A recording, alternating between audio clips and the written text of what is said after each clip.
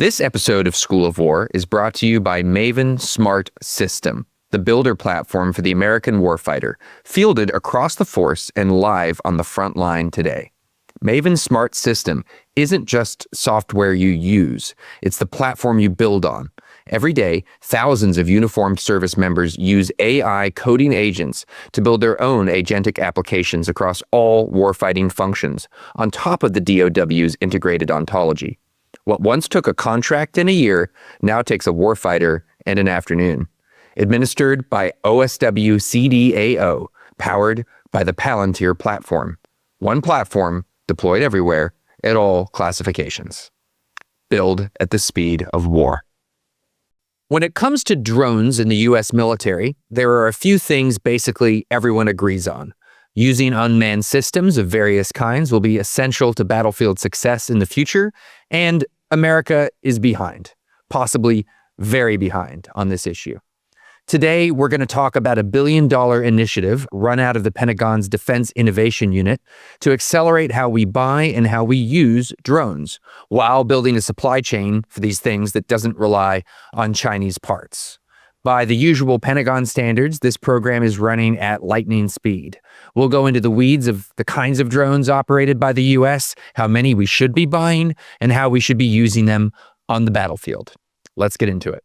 It is a prescription for war, this Iraqi invasion of Kuwait. December 7, 1941, a date which will live in infamy. The bloody experience of Vietnam is to end in a stalemate. We continue to face a grave situation in Iran. People are not these buildings down while you're all officers. We shall fight on the beaches, we shall fight on the landing grounds, we shall fight in the fields and in the streets. We shall never surrender. Hi, I'm Aaron McLean. Thanks for joining School of War. I'm delighted to welcome to the show today Travis Metz. He is the Deputy Director and Chief Operating Officer of the Defense Innovation Unit. Long career in investing and business. Before that, sir, thank you so much for coming on School of War. Thanks for having me. Long time, first time, as they say in Boston sports radio. So wonderful. It's great to have you here. We are going to talk about drones today. We're going to talk about the Drone Dominance Program, which you superintend, some exercises that are going on right now. But before we get into the specifics, I want to start bigger picture and ask you, this program that you're running, these efforts about essentially developing and buying drones for the Department of War, what is the problem that you are trying to solve as you see it? So I came in the department about a year ago, and it has been the case for some time that there's lots of efforts on the part of the Pentagon, on the part of the services, to address the obvious need for various types of autonomous systems. What the Secretary determined last summer when he stared at the problem and when he asked me and my boss, Owen West, to stare at the problem was that it wasn't going fast enough, that the efforts primarily of the Army and the Marines on quadcopters, on the small versions of these unmanned aerial systems, they had lots of cycles invested in trying to procure drones and figure out how to use them and stuff. It just hadn't gone fast enough. And so the reality was, if you stared at both the use cases for drones inside of the US military, and then you looked at the industry and you said, based on what we see happening at other parts of the world, in particular in Ukraine, which is this terrible, tragic, but live battlefield with huge amounts of data flowing out of it, you would posit that even though the United States has a different force structure, is going to fight differently than Ukraine would and so forth, even conceding that point, we're going to need lots of drones. And we're going to need them in a way that is fundamentally supply chain resilient. And we're going to need them in a way where we have done the hard work of the .MLPF and the doctrinal work and the TTBs and all the stuff the military does to take a system or a capability and figure out how to integrate it into their plan of operations. And that had just, from the Secretary's point of view, just hadn't gone fast enough or far enough. And so he decided to take a personal view about starting up this program called the Drone Dominance Program. It was funded with reconciliation money. And he said to my colleague and I, go forth and figure out how to scale the US industrial base for small drones and figure out how to make it go faster in terms of actually giving these drones to the services so they can do the very hard work of inserting them into their sort of doctrinal stuff.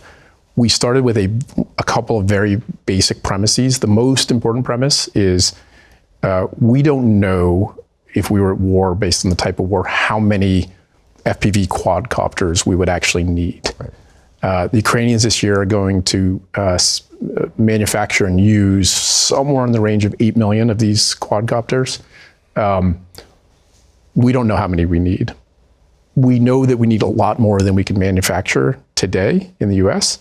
And the key assumption that we're making is that if we are at war, if we need to buy 100,000, a million, 10 million, or 20 million drones, we should not assume that our adversaries will sell us one piece part that makes up those drones.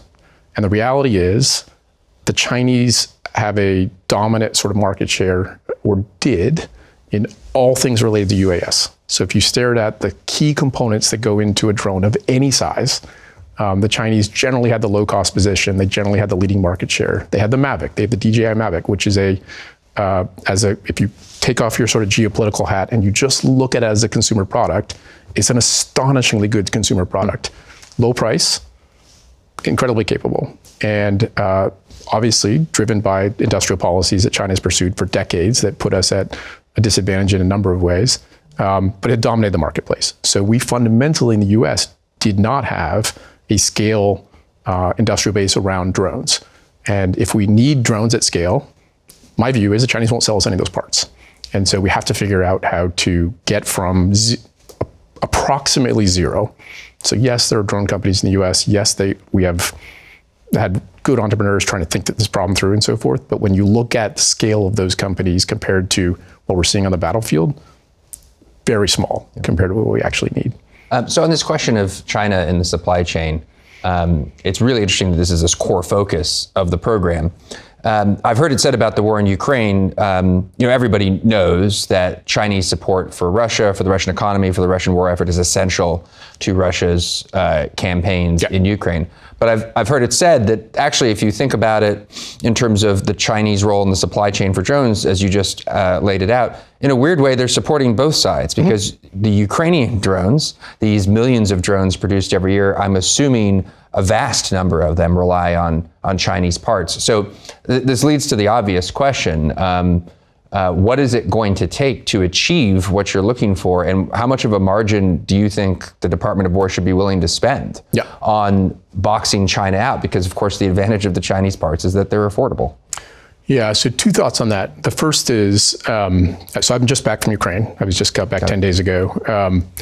The Ukrainians are actually far ahead of us in terms of isolating themselves from the Chinese supply chains.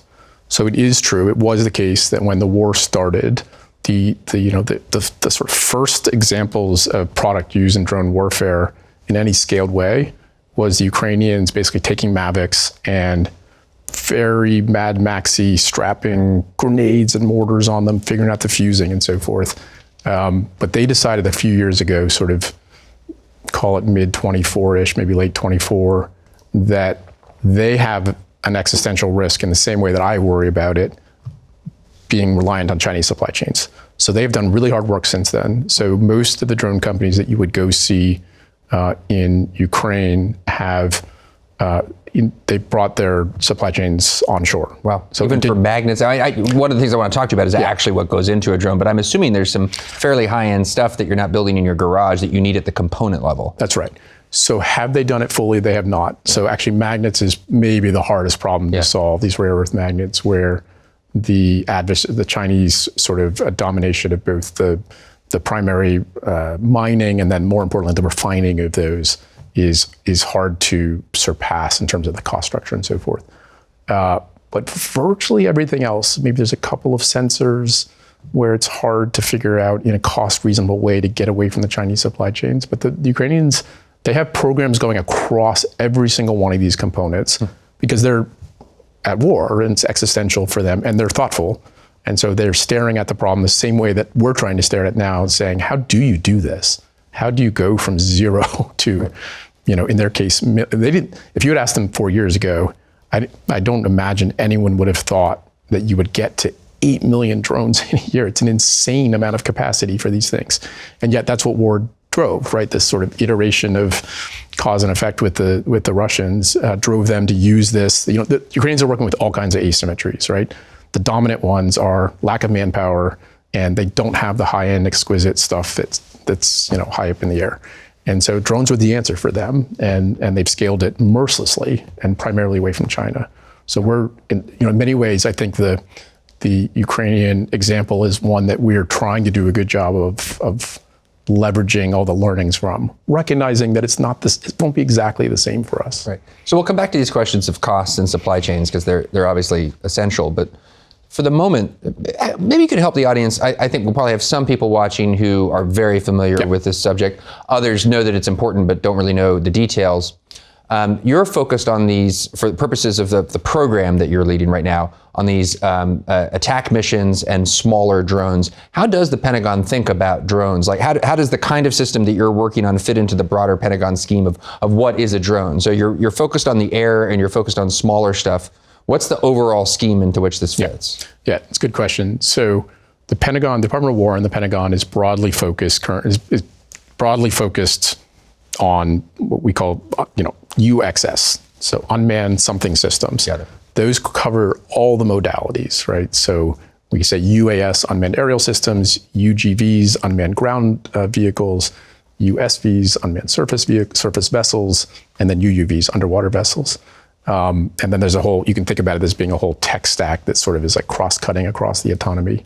The drone dominance program that I've been helping run since last fall is only focused on a very narrow slice of that. There are lots of other efforts across all the modalities, and there's a lot of efforts starting to spool up across these different domains.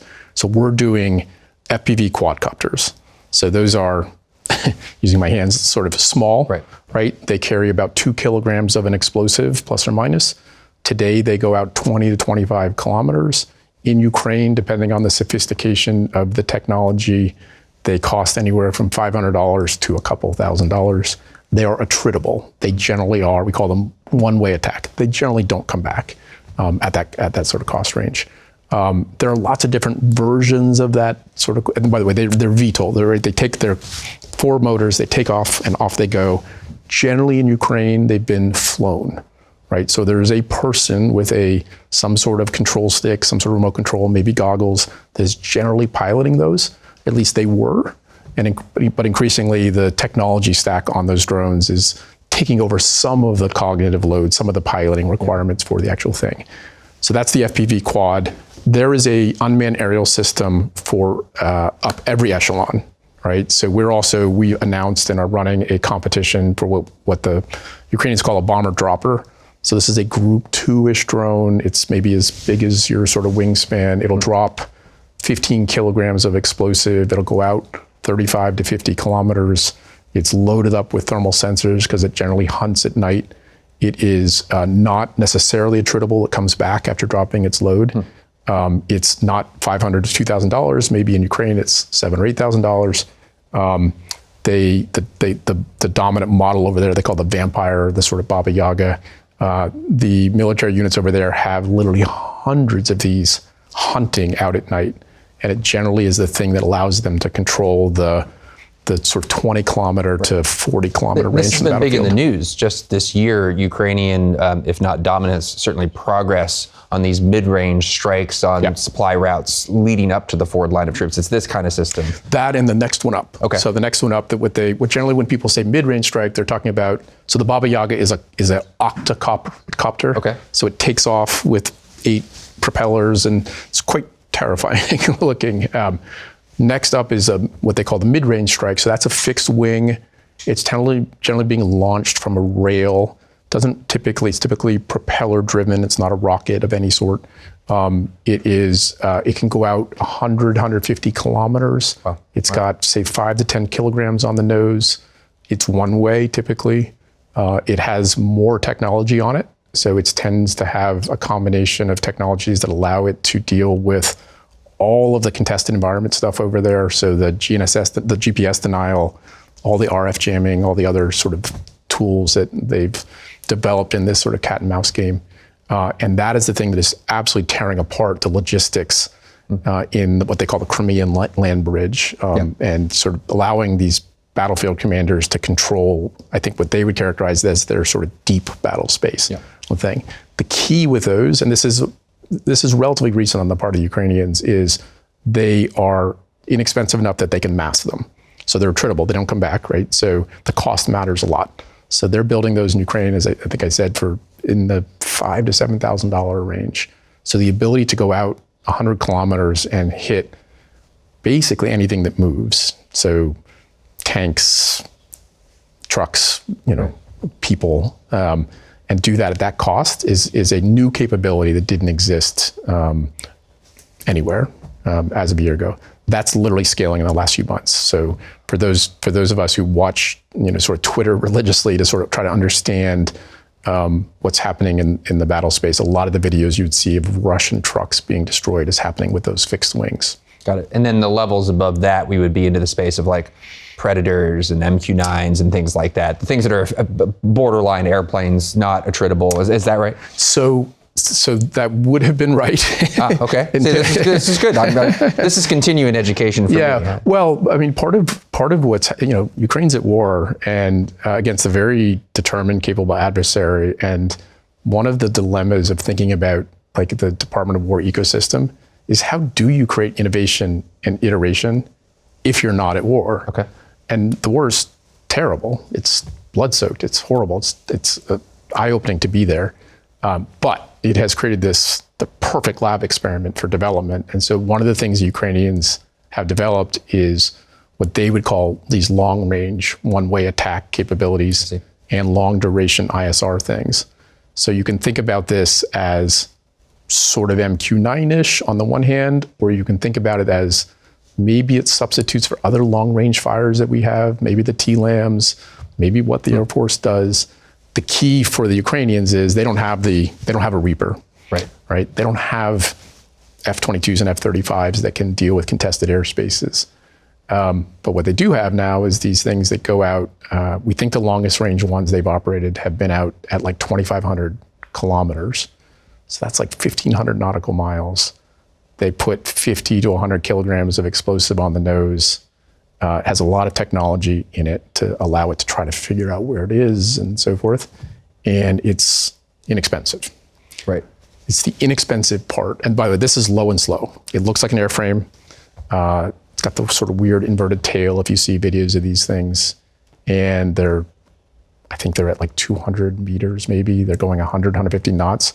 They're actually not that survivable in a setting where you can mask the right amount of sort of counter, but they mask them for these attacks. And they don't cost $15 million a pop. No, they cost tens of thousands of dollars. Yeah. And so the Ukrainians hold very close to the vest what the survival rate is for those. It's not 100%. They don't imagine. No one believes it was intended to be 100%. But the key is at tens of thousands of dollars, you can mask them in hundreds for these strikes, and you do overwhelm the capability of the low anti-aircraft systems to figure out how to defeat them all. And so a few get through. So when you see Russian oil refineries burning in like St. Petersburg area, east of the Urals, when you see they've gone after these warehouses, the wild spectacular videos that are out there. That's what this is. Yeah. And then there's another version of that they've modified that is actually taking out ships in the Sea of Azov, I think.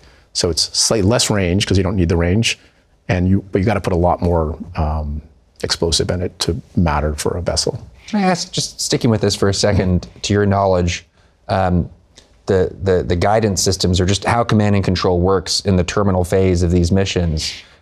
Presumably the electronic warfare environment, when you're close to a Russian warship or one of these high value targets, industrial targets that the Russians know someone's going to take a swing at some point, it has to be a hard place to control something from as far away as Ukraine. So is this all programmed into the system itself for a set target? Is there some sort of AI system that's making choices? What is the state of the art right now in that war? Yeah, all the above. Okay. So a lot of times, and you see this with, I don't want to suggest this is only happening in Ukraine. You see many of the American companies that are either in Ukraine or even just not in Ukraine developing these types of technologies. So you can think about them as one end of the spectrum, it's what we call pixel lock. The other end of the spectrum is sort of more of like ATR, automated target recognition. they have the same effects, which is you're using technology or using sort of machine learning AI capabilities to guide the thing in the terminal phase, because the assumption is that for most high value targets, the Russians will have put up some type of EW bubble where you will lose the ability to fly the vehicle down to the target. We saw this, so we ran our first testing event for the drone dominance program for the quads at Fort Benning in Georgia in February. And we went out as far as, I think, 10 kilometers and into the Georgia pines. So turns out that was we did not run any explicit counter UAS there. We did not bring any RF jamming. We didn't bring any other types of countermeasures. We are doing that in phase 2, which just started this week out in Fort Carson. But the Georgia pines, 10 kilometers away, turn out to be a really good RF shield. Oh, interesting. You Really can't interesting. really maintain, unless you actually put some sort of repeating device up. Yeah. It's actually really hard to maintain RF at 10 kilometers.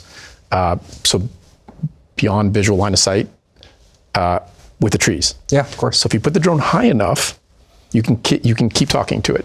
As soon as it would enter, but the test was to hit a target. Right. Right. And as soon as it got somewhere below the tree line, you lose communications with it.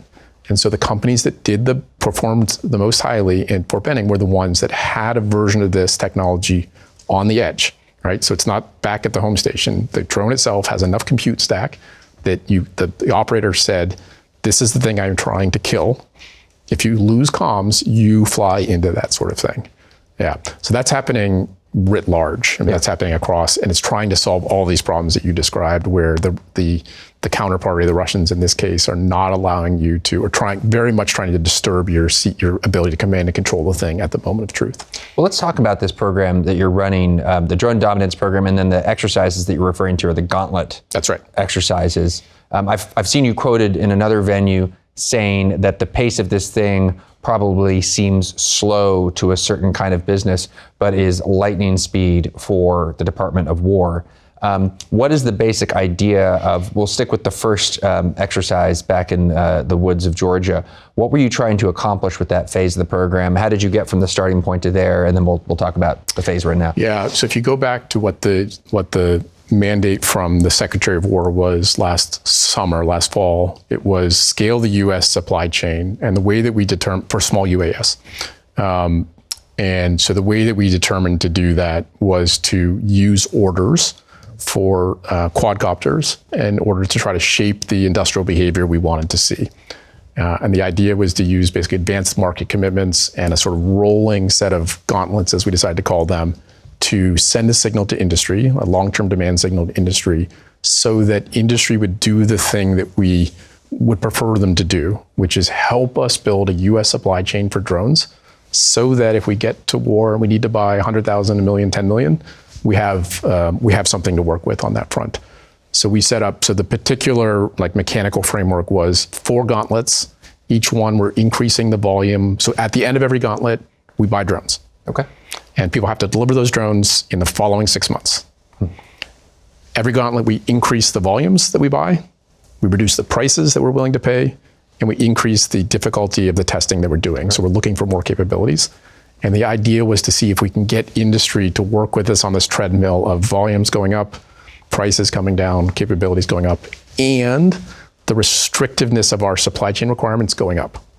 So if you had said to us last fall, we want to buy 100,000 drones, U.S. drones, no foreign parts of them at all, it was not available to us. It's not available to us today either. Doesn't matter about the price. So we are always, I hope we are always going to pay more for our drones than the Chinese do, because if we're paying the same price as the Chinese, it means something's gone really hanky with the labor rates between China and the U.S. Yeah, right. It is a damning observation, though, that available at no price, that number in 2026, when the issue that we are discussing, even though I'm learning a lot from this conversation, this is not news in 2026 that this kind of technology is going to be central to warfighting for some time to come. Yeah, here we are. Completely agree. And by the way, there are hundreds of really talented, smart folks in the services that have been on this problem for far longer than I have, and they've been working through the system to make this happen. The Secretary's observation, which I think is profoundly right, is too slow. So I, the Secretary, I'm going to turbocharge it with this dose of reconciliation money, and we're going to pull it out of the services so that it serves as a bridge until they are able to have it in their sort of normal procurement processes. So our program is effectively a bridge until the services have the budget and the supply chain exists for them to buy these things at scale. The key is at scale. Like, it matters a lot whether or not the drone is $5,000 or $25,000 or $50,000. To point out the obvious, right? You can buy twice as many when the price is half. Pentagon's resources, we're so wealthy as a nation, but the Pentagon's resources are finite. Yeah. And so the sort of price matters on these things. The supply chain, so we imposed basically, so we have all these regulatory regimes or statutory regimes. The primary one is the NDAA, the National Defense Authorization Act. Yeah. It's funny, I don't even know if I ever knew what that was. It prescribes where various munitions or systems that the Department of War buys, it prescribes where they can come from. So the NDAA has a whole theory about drones. It has had for some time. But if you're trying to build a supply chain that can give you millions of drones with no parts from China, the NDAA is actually not sufficiently restrictive. And so our first phase, so Benning, we said all the drones we buy have to be NDAA compliant, using what's called the blue list.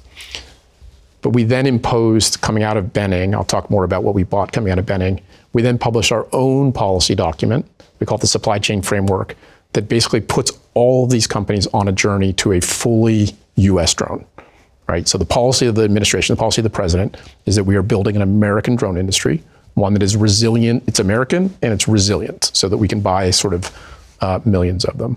And so that document, that framework, it's not statutory, it's just a policy of the Department of War, basically has sort of increasingly difficult gates or increasingly difficult requirements in terms of where can the brushless motors come from. So every quadcopter has 4 brushless motors in it. The NDAA allows you to buy them from China. In the long term, we need to build brushless motors first outside of China and then eventually in the US.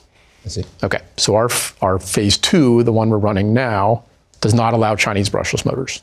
So that's the first time in the Department of War's sort of purchasing history that we're saying to them, I think it's the first time, we're saying to the marketplace, you got to sell us quadcopters, but they cannot have Chinese brushless motors in it.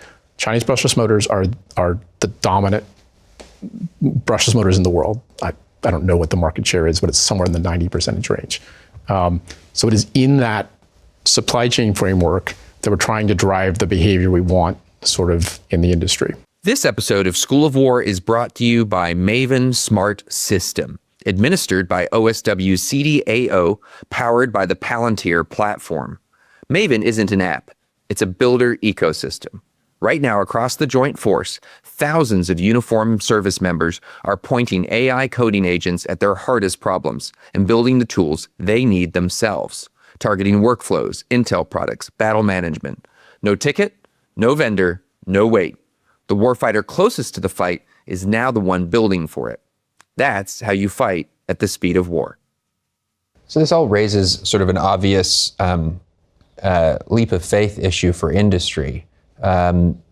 This is a really interesting program. We're going to talk more about what you're doing. You have about $1 billion. This is going to run, in its current iteration for some time. But as resourced right now, it could be finite. So if I'm industry and I come in, I'm a small company, I'm a big company, it doesn't really matter. And I start to build the supply chain I need to meet these increasingly raised bars for ultimately onshoring the building of these different components. Either I'm doing it myself or I'm buying it from somebody. The leap of faith, right, is that at some point years down the road, when this program in its current iteration meets its end and it's succeeded by something new, that whatever it's succeeded by won't suddenly lower the bar again or won't suddenly have a different set of standards. And all of a sudden I've built something that actually costs a fair amount of money because I'm contorting myself for good national security reasons to meet these standards, but some future administration, some future policy pulls the rug, essentially. How do you address that? Yeah, it's exactly the right question. So when I talk to industry about this, one of the things I say, and I think it's right, but the industry has to make their own, effectively their own underwriting determinations as to where they want to flow capital to, is that the Department of War is likely the biggest buyer of autonomous aerial systems in the world in the near medium term. Certainly once the Ukrainian war ends, hopefully blessedly ends, I think it's fair to assume that, notwithstanding the observation, which I think is fair, that we've been slow on this front, we're now after it. And the United States has the biggest defense budget in the world still, and we're likely to be the biggest buyers. And so it's the total, I believe it's reasonable for industry, notwithstanding the fact that we have a set of finite funds around this particular drone dominance program, to believe there's a very large total addressable market in the context of not just the quads, but all of the systems that you would use in this sort of aerial space. And I think I don't think it's a big leap of faith for them to assume that we're going to maintain the same restrictiveness around origin of components. It would be very odd for us to say we're now willing to buy these from potential sort of pure adversaries. I think that's easy to, I don't know that I've ever had to say that, but I think it's pretty easy for people to actually underwrite against that particular problem. And the reality is, and this is the great strength, right? So we can criticize and complain and so forth about the fact that we have been slow on this, but we have unbelievably deep capital markets, private capital markets. We have venture capital investors who in the last few years have moved huge amounts of capital into defense technology businesses across the domains, not just in quadcopters. And we have this entrepreneurial class, which is deeper than any place else in the world. And so that combination of capital and this sort of entrepreneurial spirit, and what we're trying to do, which is give people a long-term demand signal and a framework for what we're after, I'm an optimist about that. I think it actually causes the effects we want. I would suggest we've only been at this, so we ran our first, so you asked the question before about the history, right? So we announced it in November. We issued an RFS, a request for submissions, in December. We got 200 applications in January. We brought 25 companies to Benning in February. We competed them over 3 weeks. We ran like 1,000 missions there, I think. We placed orders in March, April, and we've taken deliveries since then. So we bought $150 million worth in drones. We're going to buy 60,000 drones on September 7th coming out of Fort Carson, which is Gauntlet 2. The price has come down. The capabilities have gone up. The supply chain framework has made it more restrictive. But we're going to buy all of those weaponized or virtually weaponized. We're going to spend something like $400 million of that. I think it's anecdotal, it's early days, but I think you can see the effects of people properly reacting to that demand signal. You've seen huge amounts of capital flows into how do you build brushless motors in the United States? How do you do battery packs in the United States? How do you make all these, one of the more expensive components on these, on the bombers and the FPVs is a thermal sensor, something that allows you to see better at night. You see all these startups, you see all this sort of entrepreneurial class, you see a lot of the scientists coming out of labs thinking through how to solve these problems in a US manufacturing context.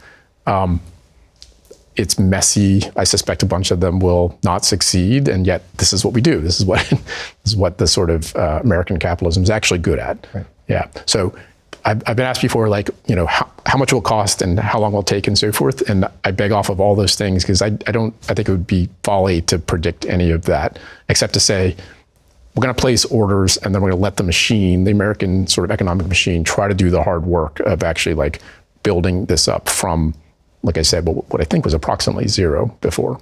So shifting for a moment from the supply chain and business side to the actual gauntlet exercises themselves, and these large numbers of missions that you're running with the competitors, put some color on it for us. What worked, what didn't work at Benning? You've already given some indication in terms of your sense of terminal guidance, being able to survive once you go into the trees. What came out of that first gauntlet exercise that was characteristic of a successful competitor? And then for this second exercise that is running as we speak in Colorado, what are you looking for out of that second exercise?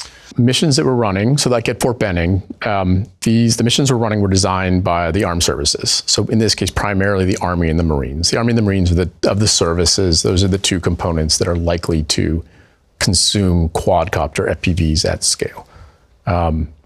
So we had the Army and the Marines and SOCOM, the special operators there, to actually operate the drones. So they designed the missions, they designed the testing. We were lucky enough to have the Ranger Regiment there at Benning, and so we were sort of on their home turf to be able to sort of use their facilities and use their expertise around drones. And we gave each of the companies basically a morning to train the uniformed operators. So these are drone pilots from Army, Marines, and SOCOM. We gave them basically a morning to train on these things. So you're building into the program a kind of, I don't know how to say this, but like a sort of semi-competent operator. Or are you already training people who are experienced drone operators on the system? I guess that's the question. Yeah, it's a good question, because it was actually one of what I think is one of the mistakes or the failure modes that we made on it. So we're using experienced drone operators. We probably used at Fort Benning drone operators who were too skilled, because we do have very skilled drone operators, in particular in some of the elite units in the Army, the Marines, and SOCOM.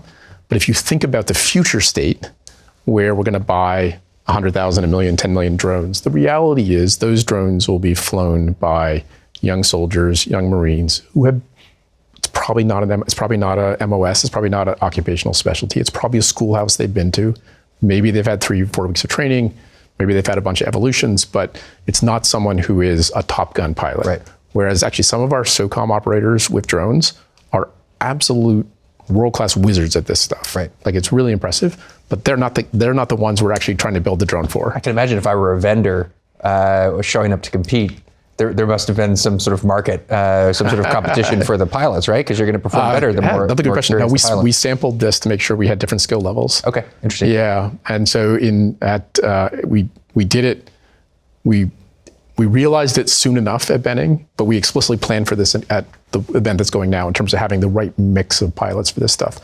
But the other key point is, if the system, one way to think about these FPVs is, if you think about how the Ukrainians have caused effects with these, it's generally not just the material, it's the entire ecosystem, it's the entire ConOps around the material, it's all the .mlpf stuff, right?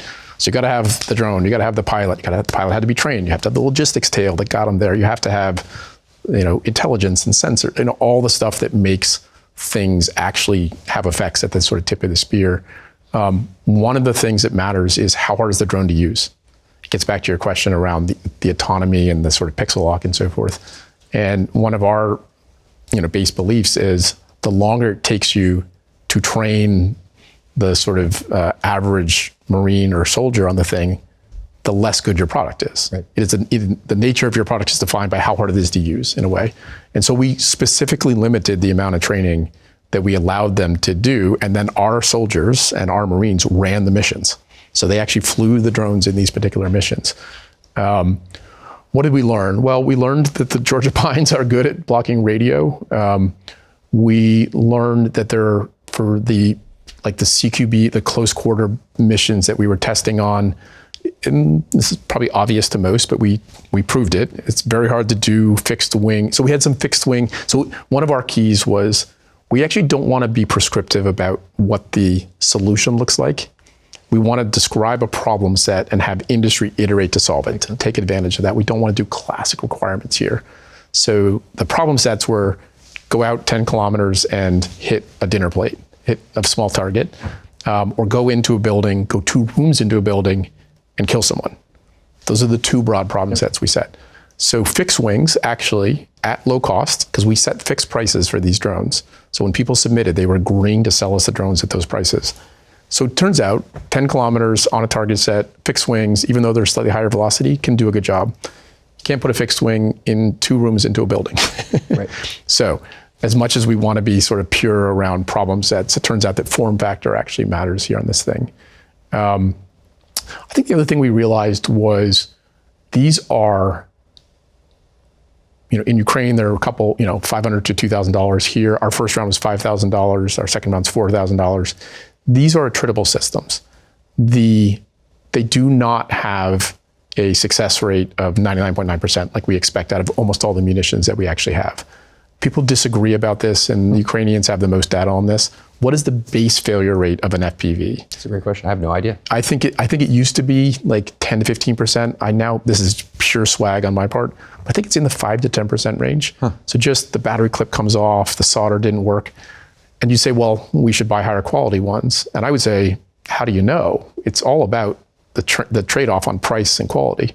So it turns out, just to state the obvious, right? $5,000 drone, 10% failure rate. And you say, well, I want one that fails only 1% of the time. And the industry says to you, okay, you can have that drone, but it's going to cost you $50,000. Okay, I don't want that trade. And this is where the Ukrainian experience is instructive. We should draw conclusions from this. They've evolved to a certain place on the price quality curve. So why do I mention that? Well, if they have a high base failure rate, you actually need to run a bunch of repetitions to sample, to properly get to the ground truth of how effective is this drone. We need to run more missions, basically. So Fort Carson, each company, so 19 companies are showing up at Fort Carson's, I think starting yesterday. Takes us about 3 weeks. We run a few companies for every day. Each company brought 120 drones. Okay. So, and these are attritable drones. The intention, we'll see whether or not how many we destroy, but the intention is to destroy all of those drones along the way, meaning run missions with them, so that we have enough repetitions to take a view as to that we've properly sampled the ground truth. Right. Yeah, that's the actual goal. And that imposes, if you have to show up with 120 drones, I guess they got some capital by being successful in Fort Benning. Nevertheless, you're not building 120 drones out of your garage. You have to have some actual resources. That's right. You have to have at least the ability to scale a bit. That's exactly the intention, right? Is that we, as much as we admire the hobbyists who are tinkering away, we want to scale the U.S. industrial base to millions. And so we are after the companies we can partner with who can do that. And one other point, it turns out Benning wasn't a down select. You didn't have to participate or win at Benning to get invited to Carson. Oh, interesting. Okay. Yeah, because part of it was we laid out, when we originally announced the program, we laid out each of these phases and said, if you don't believe that you have a quadcopter that can compete at Benning, but you do believe you have the industrial capabilities to be a long-term player in this space, we would like you to build a quadcopter and come to Fort Carson. Okay. Yeah. Interesting. On the operational side of things, you described these two things these two kinds of exercises at Benning. I don't know what's going on at Carson, but you have the urban challenge, and then you have that it's not long range, but long range for a squad, 5 to 10 kilometers out. Aren't those two such different problems that you might just in the end conclude that actually it's fine to have two different kinds of systems for it? That is to say, if I'm a squad leader, I'm very concerned about what's in the building next to me.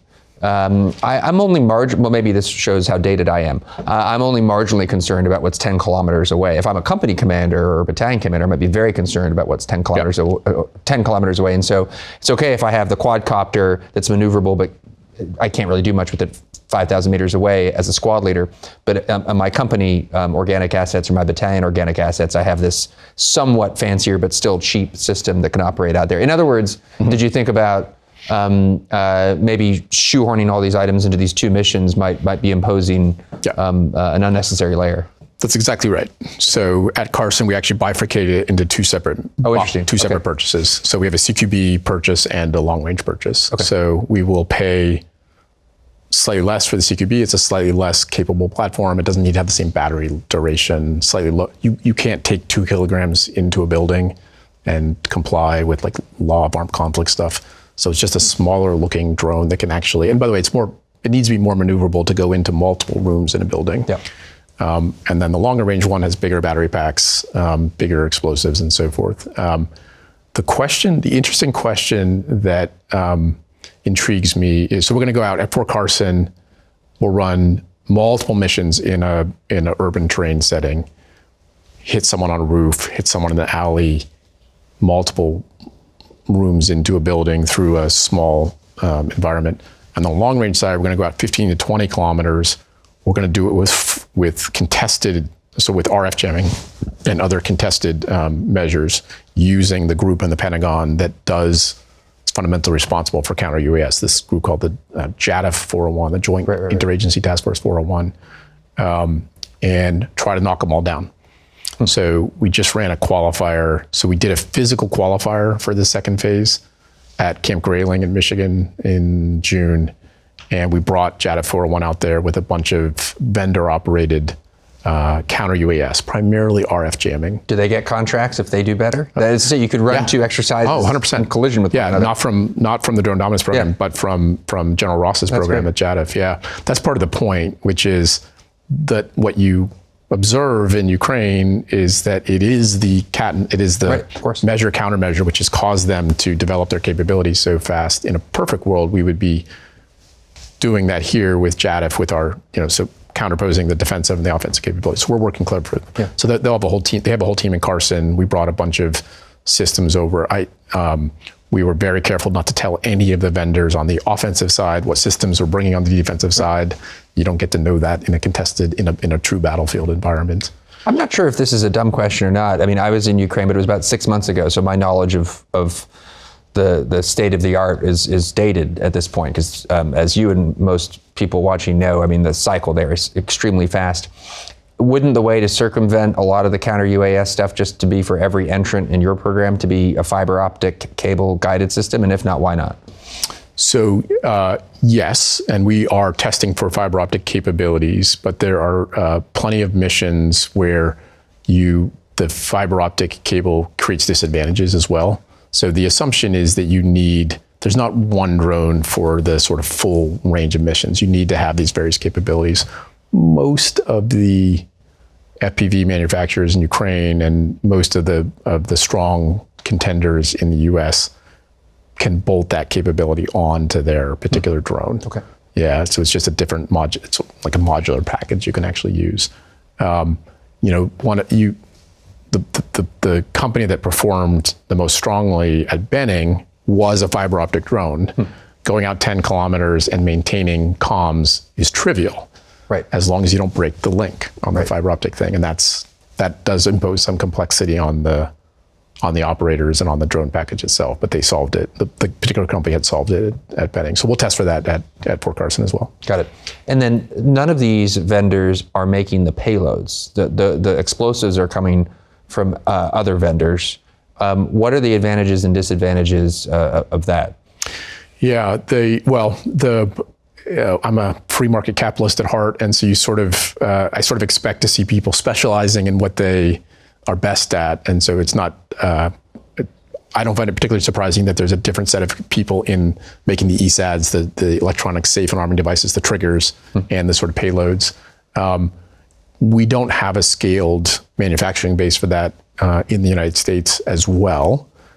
We have in particular one very good, strong company that has done a good job of getting through the various safety release boards and all the stuff that we properly impose on companies if they're going to sell munitions to the U.S. government and put them in the hands of our soldiers and Marines.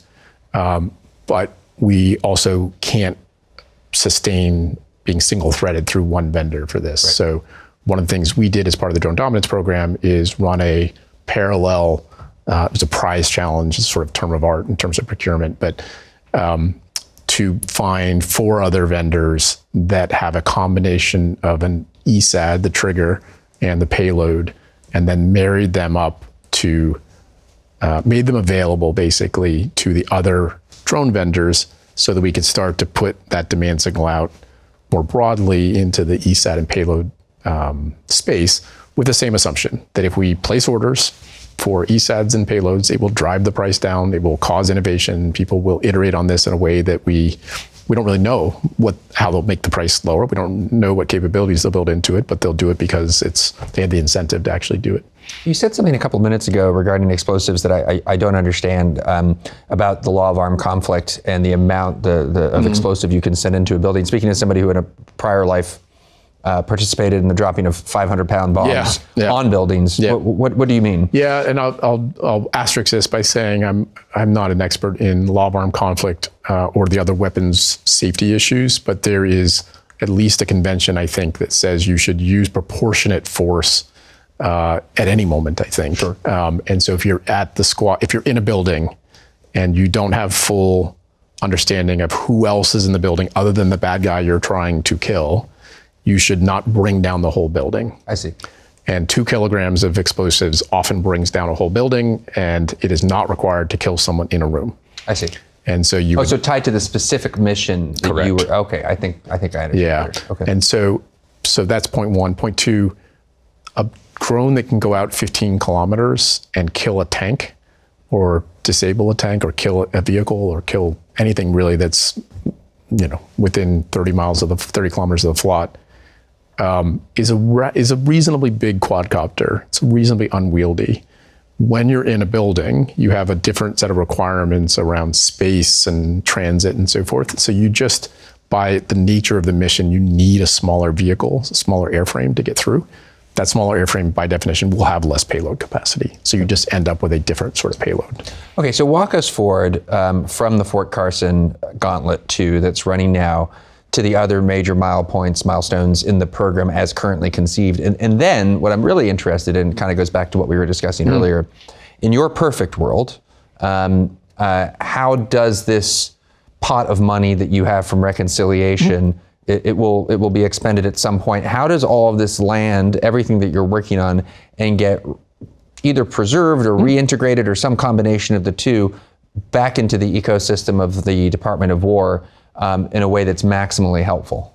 Yeah, so we'll buy 60,000 drones weaponized, so all with ESADs and all with some type of payload, either a training payload or an actual energetic payload coming out of Fort Carson. So we'll place those orders first, second week in September. We don't know how many companies we're going to place orders with yet. We'll know that after we see the results of the testing at Fort Carson. It'll be less than the number of companies we purchased from in the first round. We purchased from 11 companies in the first round. The goal here is to sort of narrow down to the core set of companies with whom we want to partner with over the long term. Those companies, when they take those orders, are obligating themselves to deliver over the following 6 months. So in phase one, and we'll repeat this more or less in phase two, they had to deliver 50% within 3 months and 50% within the remaining 50% within 6 months. There are financial incentives to delivering faster, penalties for delivering more slowly. The folks that delivered more quickly in phase one, we reserved a pot of orders that they could then go back to, so-called bonus orders. Actually issued the first bonus order last week to a US company. And so we're trying to create all the dynamics to sort of incent people to basically reward people for the behavior we want, which is scaling. Right. Sort of people are scaling, sort of manufacturing is hard. And then we will rinse and repeat again. So right now, February of 27, sort of end of February 27, we'll run Gauntlet 3. It will, again, the goal will be to narrow the aperture further in terms of the number of companies for which we're placing orders, with whom we're placing orders. We will go up in volumes. We aspire to go down in price on both the system itself and the ESADs and the payloads. And we will continue to increase the degree of difficulty on the mission sets. So we would expect to impose meaningfully more contested things so that the drone needs to be better technology-wise. The pilot needs to be less loaded cognitively with the challenges of the contested environment. We may test things like, can one operator operate many drones? Can you, do the drones have any ability to communicate with each other? These sort of notions of swarming and so forth. We're still working out all the details, but it'll be, suffice it to say, our goal would be to evaluate based on, to evaluate such that a drone that is on the journey to what you can imagine these drones must look like as technology progresses. So we're basically incenting those particular companies. So that's about compute, it's about sensors, it's about getting those things at low cost because we're going to drive the price down again. We'll order, right now the plan is to buy 100,000 drones in February. We'll order those March, deliveries over the following 6 months. And then we aim to do the same thing again in August of 2027. This is all a bridge, right? So the Army and the Marines in particular have now begun putting scale budget allocations against FPVs and quads, along with other unmanned aerial systems. We're just still talking about this one narrow thing, and of course there's all this activity on these other things. And we would expect to transition this to their programs of record as we sort of deplete the funding from the sort of reconciliation money.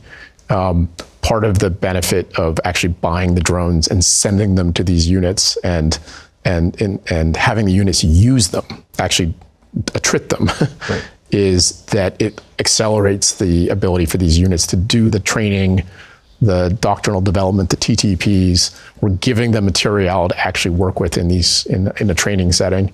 And part of the deal we have with every unit we're sending to is, if we send them to you, you must use them. Right. You must attrit them.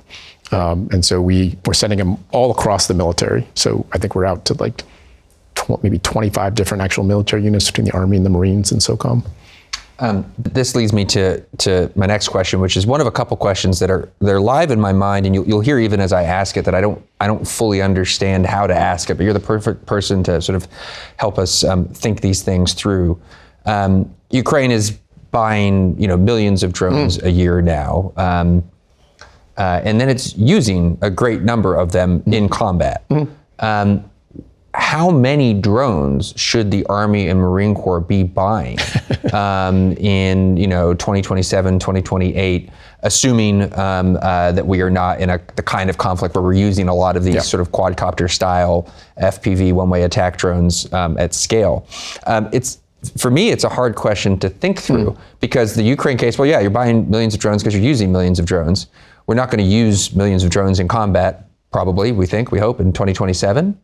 But you have this issue, as you know, and as you're working on, where whatever the manufacturing capacity is, we'll need it to be scalable very quickly for such a moment. Is the comparison here fundamentally the purchase of munitions? I could keep going. I will keep going, but I'll leave it there for now, and I'll come back to it. I think it's a good analogy. So the Army and the Marines believe, and I believe, I won't say the exact number because I think it is classified, but they need hundreds of thousands of FPVs to train on properly. Yeah. So when you do the math at the squad, platoon, you sort of work your way up and you think about what it would look like to train on these, because you do need to attrit them to properly train on them. That's the key thing, right? They are like 155s. They're like flying claymores. Like if you're not actually training with the thing because it's precious and you have to fill out paperwork because you lost one, then we're failing. Been there. Yeah, right. with a much more expensive system. Yeah, so one of our deals with these units is you can't put them in inventory. You can't serialize them. You can't have to report if it ran into a tree, because the goal is for it to run into a tree. Yeah. So hundreds of thousands of these things just for training, for properly trained purposes. There's disagreement about where in the hundreds of thousands that lies. But our goal is to, by the end of the drone dominance program, is to have made purchases in that sort of scale. And that will have created, if we're successful in the supply chain framework that restricts where the drones components come from, it will have created a US industry that's capable at least of doing that. One of my beliefs is that it is much harder to get from 0 to a few 100,000 than it is to get from a few 100,000 to a few million to 20 million and so forth. Once you have the muscle memory and the rhythm and you have a supply chain which is building brushless motors in Orlando or New Hampshire or wherever, or San Francisco Bay where someone's just started up, it is much more tractable to just expand those. I know what it looks like to add another line and add another line, add another line, as opposed to building that first line. And I think that's true across all the sort of component levels. So I'm artfully dodging most of your question here, by the way. It is very hard to figure out how to have an industrial base that makes good profits at building you, because we want them to be profitable. We want this to work for them, to make us say 200,000 of them and have the capacity to build 2 million or 20 million. Yeah. Right? Is the government paying for optionality on that capacity? Like, it's a very difficult question to sort of answer. We're relying on the fact that if you've gotten people to 200,000 and you continue to have like a long-term buy in place, which we'll have to, that industry will be able to get us to scale sort of very fast on these things. What you cannot do is you cannot warehouse these things. Yeah. That's the problem. It's not like a 155 in that sense, right? The iteration, I think even the Ukrainians send everything east, right? Everything that comes off of their manufacturing lines basically gets flown. But But it is the case in Ukraine that the drones that they would have come off the line, I don't know, 6 months ago, would be less competitive, less good than the drones that they're making today. Yeah. I'm going to push you on that, but first, a brief anecdote to show what life was like. And maybe life is still like this in some places, but the year was 2009. I was a platoon commander. The place is 29 Palms. My platoon had done its work, and the exercise we were engaged in was finished, so I and my squad leaders were having a beer at the local camp. Marines drink beer. Marines drink beer. This was a place that sold beer to Marines, but the battalion executive officer, Major Henderson, maybe he's out there listening somewhere, spotted us. Apparently, the battalion was not done with its exercises until the following day. So in this gray area, I had seized the initiative. I knew with one look from him that he did not approve of my seizure of that initiative. My reward was to conduct the investigation for another company that had lost its drone out in the desert. I can't even remember what the name of the system was. It did cost, I do remember it cost about $30,000. Right. Feeling that my career was on the line here, it was like I was the NTSB investigating the loss of an airliner. Like this document that I produced at the end of the day was like 50 pages. I investigated wind patterns. It was nothing. I mean, they had flown it too far. It got dark. They couldn't figure it out. It ran out of battery and it crashed. That was the whole story. We never found the thing. But it was a big deal within the battalion. And I think that company commander felt uncomfortable with the whole circumstance, as you would. I felt uncomfortable doing the investigation, but that was the ethic. That was the culture of the day in 2009. Perhaps reasonably, when you lose something that costs $30,000, that obviously can't be the ethic now for the kinds of systems you're talking about. Yeah, I think one of the reasons why there's an imperative to simply bring down the costs of these. So we believe the fundamental way you bring down costs is through the cost curve. Right. Order more. Right. Like order more properly, like set the right conditions to drive industry, bring the cost down, is so that you can attrit them. Right. It's so that the device that was 100,000, so you never flew it, so you didn't train on it, and if you don't train on it, it's not going to have effects when you have all the stresses and so forth of war. That thing is now $20,000, and now you're willing to invest training resources and the possibility of loss so that you know how to use it when the ball drops. Yeah. I think that's so that there was a memo. The secretary published a memo last July. It's called the drone memo. He published it with he did it with a video release, which had drones flying around his head out on the Pentagon lawn, which is quite something.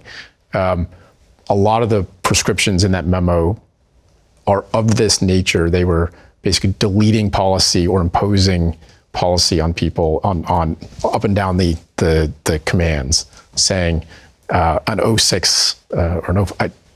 I don't want to be specific because I don't remember it, but an 05 has the right to basically force the range to say yes to a drone or some such thing. It was intended to get after this issue of we really do want these things expended. It's not that we're trying to lose them, but it is in the nature of the training of the military that you have to use them appropriately. So here's the other layer, as you know, and I'm genuinely fascinated to hear how you feel this. To the question of warehousing. So I get it, you can't warehouse these things, you have to expend them, in part because the technology is evolving so quickly that treating them exactly like 155 shells and just having them in stocks and ready to go, it won't be nearly as combat effective as if you're working through it and exercising and the stuff is evolving constantly. But of course, in Ukraine, you can do that because you're getting live feedback from the battlefield at all times about what's working, what the enemy's doing, what you need to iterate. My impression is that there are lots of vendors with their own independent communications with different units. I mean, the system in some ways is a mess, in other ways is very flexible. In the United States, we have, even with to express an opinion here, the very impressive stuff that you're doing, we're still very centrally controlled. You are a project of the Department of War. That's right. And of the Pentagon. When it lands and devolves, it will devolve to the services. Like these are still very centralized, high-level organizations that are going to buy in great quantity. How, as the years go on in terms of peacetime purchase of these systems, is there any way to measure how do you create the feedback loop of what the next iteration should be as you're expending the stuff so that you are as ready on day one of a conflict as you can be? Yeah. So ultimately, the drone dominance program is not trying to buy like an end product drone, because that end product drone would be outdated very quickly in any iterative cycle caused by war or just technology innovation generally. We're trying to partner or find the business systems, the companies that have the capabilities to actually iterate on the drones at the pace of relevancy. The way to do that is with tight feedback loops. It's with iteration that implies the mesh between the companies on the one hand and the war fighters on the other hand. As you well point out, that has been taken to 11 in Ukraine. Right, so you actually see it's incredibly organic there, and it doesn't quite map to how we think about how we do things here, where you see vendors in the field, with the military units. You see vendors very tightly linked, and then feeding back to their product managers daily with iterations. Fix this clip. They filed JIRA tickets, I think, like after a mission. That's actually it's exactly what we would like to be able to do to recreate that. But our procurement systems and our general way we think about material, I would say, doesn't easily lend itself to that. So we're spending a bunch of time thinking about, as this transitions to the Army and the Marines and some to the Air Force and the Navy, how do you link up units? How do you link up the exercises are going at 29 Palms or the training centers for the Army? How do you link those back to the vendors so that maybe you're not quite recreating the pressures and the iterations, the innovation that comes from the Ukrainian battlefield, but you're getting some connective tissue sort of going on that? I actually don't know. We know that that's a goal. How you do it, I think, in our procurement system is hard. No, these are real questions for me as well. I'm thinking through this stuff in real time, because you have the added complexity that what may work in Central or South America for a particular adversary or set of missions is useless in the first island chain for very bespoke reasons that are not the obvious ones of terrain, may just be the nature of the enemy situation. So unlike 155 shells, where there's a pretty strong case for standardization, costs a lot of money, takes a lot of time to build the tube that fires them, with UAS systems in particular, moving the procurement system to where the services ultimately, presumably, are less, it's less that they're buying large numbers of product X and then turning around and distributing it. It's more that they're wholesalers, they're Amazon. They set the standard, they maintain quality control, they make sure corruption isn't seeping into the system, all this kind of stuff. I'll bet if we go peer under the hood in Ukraine, we'd find all kinds of stuff that's just not acceptable to us. So they're making the system sound, but then allowing for a fair amount, much more choice than we traditionally have been comfortable with, and regional variation than we've traditionally been comfortable with. Yeah, that's exactly right. So you can imagine, we don't presuppose that we're buying like one ubiquitous drone, right? So what is the 25th ID out of Hawaii or out of PACOM have that the Ukrainians don't have? They have humidity and they have salt in the air, right? And they have a different canopy, different coverage when they think about where their mission, where their operations would be. So this is where we have to be very careful not to over-index on what we're seeing in Ukraine on this front, which is, would a drone that's optimized for the Ukrainian sort of geography or territory work for the 25th ID? Probably not. So one of the ways that we aim to solve this is a little bit modeled after something Ukrainians have done, where they've created this sort of open marketplace and this sort of feedback loop where the more successful you are with various types of kills, the more access you have to this marketplace in terms of funding. And it's up to the unit commanders to try to tease out which particular hardware system or system solve their mission needs the best. So the Army, the US Army, has what's called the Army Marketplace. It looks like Amazon. I believe it was developed by AWS. So, and it's very new, but it's working. It actually has this. It has we've worked through all the issues, as you said. We've set up the contracting for it. We're giving people feedback about the capabilities of this particular system, and then the goal is to let units try to decentralize the demand signal for those particular drones. That's not usual, right? This is a new thing, and I think I applaud the Army for doing it, because I think it's the proof will be in the eating and the pudding on it, whether or not you actually see the volumes flow from it. But the ability to say to the commander of the 25th ID, we don't know what particular configuration of an FPV is that you should want. You need to figure it out. Now, we presume you will need some sort of FPV, right. But in terms of what the right hardware is that solves your problem set, I think that's for them to actually decide. Travis Metz of the Defense Innovation Unit. The project is the Drone Dominance Program. We have a lot of conversations here on School of War that end, frankly, in kind of a dark place. This one actually sounded some optimistic notes, so I commend you on your efforts, and thank you so much for coming on the show. Thanks. I enjoyed it. This episode of School of War is also presented by Stratolaunch, a leading pure-play hypersonics company. Hypersonic weapons systems travel 5 times faster than the speed of sound, making them difficult to predict, track, and defeat. America's advantage in hypersonics depends on delivering testing, targets, data, and systems at pace. Stratolaunch is built for that mission. Stratolaunch's reusable and autonomous Talon A testbed exceeds Mach 5 speeds, enabling customers to evaluate advanced hypersonic technologies under true hypersonic flight conditions while collecting critical flight data.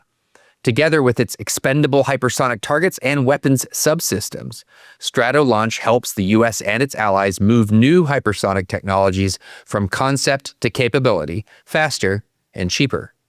Learn more about how Stratolaunch is accelerating the future of hypersonics at stratolaunch.com.